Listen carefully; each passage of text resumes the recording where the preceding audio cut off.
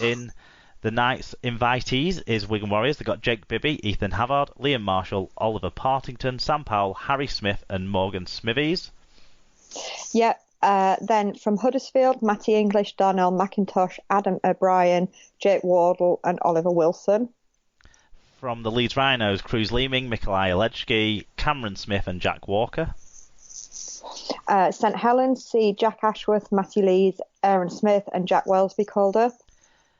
Mike McMeekan, Jake Truman and Danny Richardson are the Cast Tigers representatives. Matty Ashton, Toby King and Danny Walker from Warrington. Tom Davies and Matt Whitley are in from the Catalans Dragons.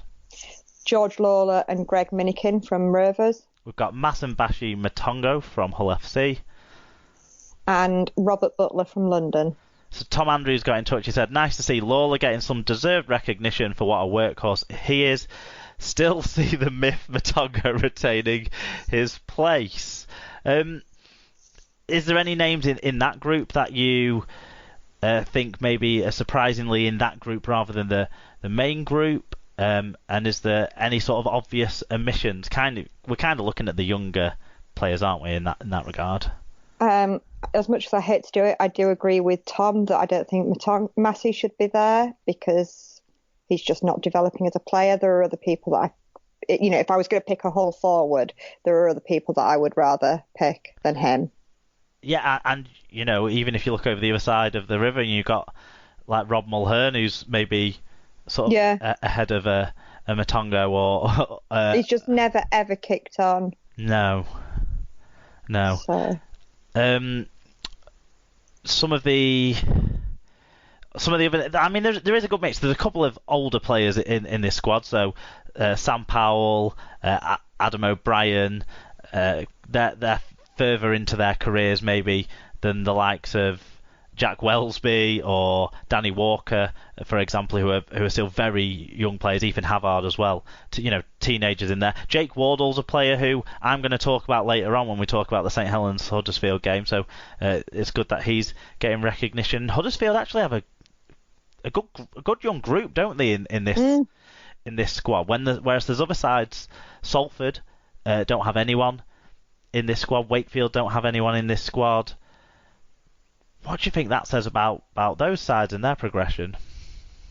Well, it seems to suggest that they're not bringing players through so well. I mean, are the people that you can identify from those clubs that should be in it? I'm struggling to think of it. I'm delighted that Niall Levels from Salford's got into the senior squad. I think his performances deserve that sort of recognition, even if he ends up playing in a Knights side at the end of the year, maybe rather than an Ashes side. And Tom Johnston's in from Wakefield, so they do have some star players. But I can't think of anything beyond those guys that are missing from these squads. Really, why would they? Because other sort of headline names are non-English. Yeah, exactly. Yeah, or non-British. Sorry. I suppose no Shaw, no Snide. That's, I suppose Sneed's probably way down the pecking order in terms of halves. I mean, we talked about some headline halves that haven't made the squad, so maybe Sneed isn't going to be talked about in that regard. But do you think Shaw's unlucky to not get maybe a Knights kind of gig? Given his performances this year, yes, actually I do.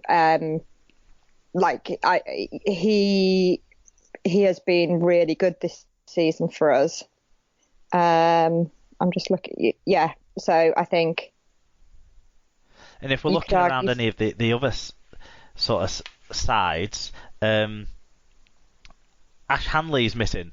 So even though Harry Newman's got a call up to the senior England squad, which is fantastic, he's been brilliant so far this season. Ash Hanley, one of the top try scorers last year, not even getting Knights recognition at this stage. That seems a surprise. Yeah, I think. I don't know. I wonder if this will sort of shake out a bit as the season goes on.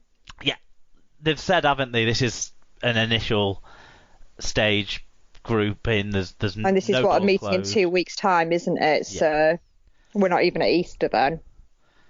Exactly, yeah. So no, nothing's closed off, and I'm sure there'll be players who stand up and get some sort of recognition, and there'll be more injuries within those, those groups and stuff. Yeah, and let's face it, by the 23rd of March, you might not be able to have gatherings of more than 30 people, so it might not happen anywhere.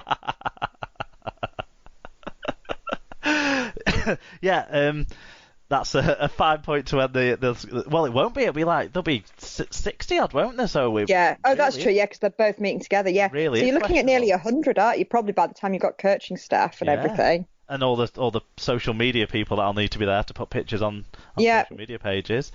So the women's squad has also there's also been a squad announcement there. Do you want to take us through the headlines from that? Yes, so the England women head coach, Craig Richards, has named a 39-strong performance squad for 2020, while a new night setup has also been established. Leeds Rhinos prop Adam Cuthbertson and ex-England fullback Sean Briscoe will remain on Richards' coaching staff. Meanwhile, new Leeds women boss Lois Forsell and Paul Sculthorpe will coach the Knights, a feeder squad to help develop emerging talent in an international environment. So the England national performance squad has a large proportion of Leeds players. They've got Daniel Anderson, Caitlin Beavers, Kira Bennett, Hannah Butcher, Abby Eatock, Elle Frayne, Tasha Gaines, Francesca Goldthorpe, Amy Johnson, Chloe Kerrigan, Shannon Lacey and Ellie Aldroyd. Castleford Tigers are well represented as well, of course. Jasmine Cudjoe, Holly Dodd, Grace Field, Kelsey Gentles, Shona Hoyle, Lacey Owen, Sinead Peach, Tamsin Renouf, Georgia Roach and Tara Jane Stanley are in from the Tigers. Then from St Helens we have Leah Burke, Chantel Crowell, Jodie Cunningham, Tara Jones, Emily Rudge, Paige Travis and Naomi Williams. From the Wigan Warriors we have a couple of my favourites, Rebecca Greenfield and Rachel Thompson, plus Vicky Molyneux and Georgia Wilson. Then Roxy Mura and Rowan Smalley from Warrington. Yeah, there's no point Roxy being in now, is she? She'll be off back to New Zealand, won't she, at the end of the year? With spoiler alert. Bradford Bulls have got England standout for many a year, Amy Hardcastle. Yep, the British Army have got Carrie Roberts. Isabel Bibby is in from Super League New Girls Huddersfield Giants. And Charlotte Booth from the West Brisbane Panthers. Yeah, so we haven't got details of who they're looking for in the night squad, but obviously so many of these Super League squads and Championship squads are very young, aren't they? Particularly kind of the developing squads in the Championship, where we've got both the Hull sides are coming through that sort of area. We've got a few other clubs that are building up towards that. I think Widnes are in that level. And obviously Warrington and Huddersfield have just stepped up to the Super League to join the likes of Wigan and Castleford and St Helens and Leeds. So there's the more established clubs are obviously dominant. What I've noticed looking through this list is it sort of looks a younger group. I mean, they're very young anyway, aren't they? A lot of these players. But it does, some of the older names that you've seen for years and years, that you've sort of known are slipping out of the squad, and the next group is coming through. Fran Goldthorpe, who was fantastic in the Super League Grand Final last year, gets her first call up, for example. And there's teenagers abound from that group at Castleford. So it's an exciting young squad that they've got to develop there. I don't know if you caught any of the another rival podcast. I wouldn't know. We're all friends, no rivals. The Sky Sports one, the Golden Point one last week, had an interview with Caitlin Beavers, and Adam Cuthbertson was part of it as well. Really good insight into the women's game, and a lot of talk about the international tour they did at the end of last season, where they went to the Nines event and then they went to Papua New Guinea. So I'd recommend that as a listen. And although Caitlin Beavers is only young, boy, she comes across better than so many other more experienced players you've heard over the years talk. So yeah, that's a good listen, and talks about the international setup too. Yeah. And it's exciting, isn't it, to see the fact that they've got a feeder squad, a night squad developing. Definitely, it shows that there's more thought going into the pathways. Just the same sort of emphasis as you're getting on the men's game. Obviously, these women are amateurs; they're not paid. They're going to have to think more about when they can do their meetups and when they can do their training sessions, and those sorts of things. But it shows, like you say, there is more thought going into it, isn't there? Yeah. One final piece of international news is that the European Championships will require competing nations to name 6 homegrown players in their squad and 4 in the matchday 17. It will provide a welcome boost to the development programmes in each nation, whilst also, these are the words of Love Rugby League, I think I copied and pasted from, so visit their website for your news. Also adding the challenge of not solely relying on heritage players. Kicking off on October the 17th, the European Championship A division will include France, Scotland, Wales and Ireland, as well as Spain and Italy for the first time. In Group 1A, it's France, Italy and Scotland, and then it's Ireland, Spain and Wales in Group A2. The winners of each group will play in a final, which will be on the weekend of November the 7th and 8th. Now, obviously, this gives France and Wales a big advantage over the other nations because they have homegrown players that are playing at a higher level. But certainly, it's another piece of evidence of thinking about the pathways and the grassroots level, isn't it? And trying to encourage participation there because there's options now for these guys to rub shoulders with professionals. Yeah, no, it is. It's really good, isn't it? I mean, Ireland and Scotland have named people recently in their squads that are within their community games, and it's starting to showcase their talent. But now that they'll have to be featuring these sorts of players, it might give them a knockback in terms of how competitive they can be, but it'll help those players learn. And crucially, this tournament isn't going to be about World Cup qualification. That's already ironed out. So it's a good tournament, isn't it, to bring it in for as kind of a boost, because they won't be expected to put the same requirements into, say, a World Cup squad. But if some of these players impress, they could get deals at Championship or League One clubs or even Super League level. You never know, and it means there's a chance to showcase. I think it's fantastic. Yeah, definitely. Good timing to do it this year. Right, I teased this one, so do you want to tell the people the full story?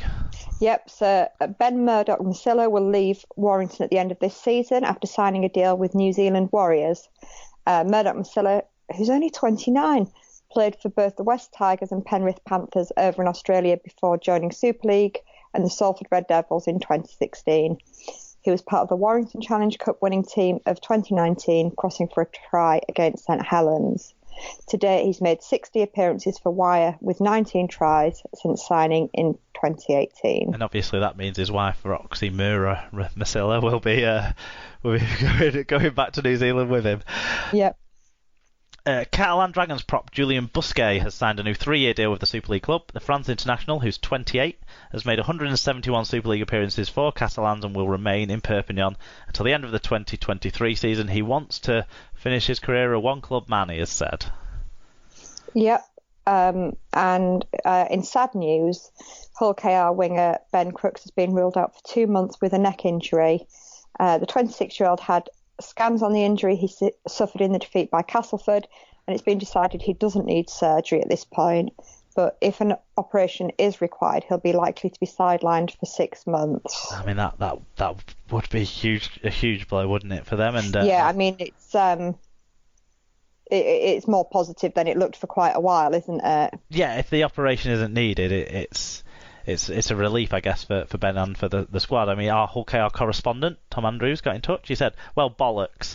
Our best thing so far this season, doing the most Hull KR thing ever and being out long term. Who am I meant to man crush on now? It came from an unseen crusher too, but that's none of my business. #Dirty Cass. Shots fired. In other injury news, that's unfortunate. Warrington fullback Matty Ashton will be out for up to 5 months after tearing his hamstring. He must have done it bad in their win over Toronto on the 21st of Feb. The 21-year-old who made his Super League debut in January after joining Wire from the Championship side Swinton was starting to make himself a bit of a force with the extreme pace, and obviously extreme pace and hamstring strains or tears do not go well. So good luck to the young kid in his recovery. Yep.